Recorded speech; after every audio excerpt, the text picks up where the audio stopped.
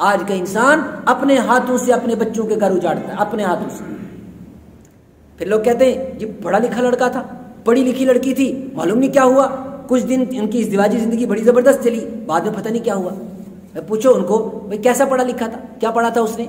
اور جی اس نے تو ایم ایس سی کی تھی، اور جی اس نے بی ایس سی کی تھی، اس نے بی ایڈ کیا تھا، ایم ایس سی میں، بی ایڈ میں، ایم اے میں کیا پڑھایا تھا اس کو؟ سورہ نساء کے احکامات تھے اس کے پاس؟ کیا اس کو پتہ تھا کہ ایک اچھی بیوی کیسی ہوتی ہے، ایک شوہر کے حقوق اس کے اوپر کیا ہے؟ کیا شوہر کو یہ پتہ تھا کہ بیوی کے حقوق کیا ہے؟ کیا اولاد کو یہ بتایا گیا تھا کہ ماں باپ کے حقوق کیا ہیں؟ کیا ماں باپ کو یہ بتایا گیا تھا کہ اولاد کے حقوق کیا ہیں؟ نہیں بتایا گیا۔ جب نہیں بتایا گیا تو پھر جو ڈائریکشن اس کو دینی چاہیے تھی وہ نہیں دی، تو ازدواجی زندگی برباد کس نے کی؟ ماں باپ نے خود کی، کہ اپنی اولاد کو قرآن کی تعلیم نہیں دی۔ پاگل سمجھتے رہے، دنیا والوں کو پاگل سمجھتے رہے ان لوگوں کو، جی کیا بات ہے 15-16 سال لگا کے ایسے ہی مولوی بن جاتے، پھر گھومتے رہتے ہیں ادھر ادھر فالتو کی۔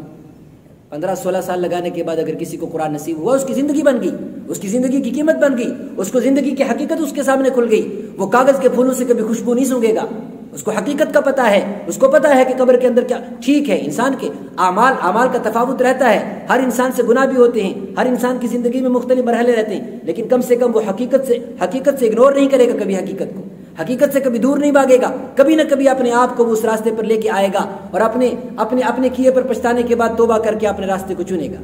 اسی لیے اگر دین کی تعلیم اولاد کو نہیں دی جائے گی، اگر دین کی تعلیم اولاد کو نہیں دی جائے گی تو پھر اولاد کا انجام کیا ہوگا یہ ماں باپ کو سوچ لینا چاہیے، اور خود کو اگر اس کے لیے تیار نہیں کیا خود کا انجام کیا ہوگا یہ ان کو سوچ لینا چاہیے۔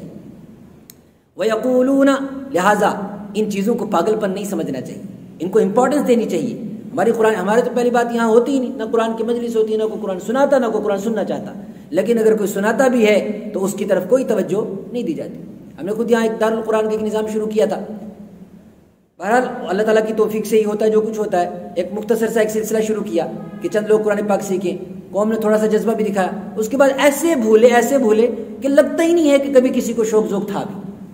قرآن پاک کے ساتھ یہ معاملہ ہرگز نہیں ہونا چاہیے، بلکہ ایک دوسرے کو نوجوانوں کی ٹیمیں تیار کرنی چاہیے، کالجز کے اندر اس کی کمپین ہونی چاہیے۔ ہم نے دیکھا یہ جو آج کل نیٹ ورک مارکیٹنگ ہوتی ہے، نیٹ ورک مارکیٹنگ کی کمپین کیسے ہوتی ہے؟ ایک تو آدمی بس تھوڑا لے کر ایک بیگ لے کے چلتا ہے اور پھر جا کے موٹیویٹ کرنے کی کوشش کرتا ہے، ایسا ہوگا، یہ آپ کو پروفٹ ملے گا، یہ آپ کو گفٹ ملے گا، اتنا انویسٹمنٹ کرو گے یہ آپ کو ملے گا، حالانکہ وہ سب فراڈ ہوتا ہے۔ اس کے باوجود بھی لوگ کیسے اس کے شکار ہو جاتے ہیں۔ کون ہے قرآن کی کمپین کرنے والا؟ کون ہے آخرت کی کمپین کرنے والا؟ کون ہے ان لوگوں کو ان کی طرف متوجہ کرنے والا؟ کوئی نہیں سمجھتا اس کی امپورٹنس۔ وَيَقُولُونَ إِنَّهُ لَمَجْنُونَ، اس لیے کہ ان کو کیا سمجھتے ہیں؟ پاگل سمجھتے ہیں۔ نعوذ باللہ۔ اللہ تبارک و تعالیٰ اس قوم کی بے حسی کو معاف کرے۔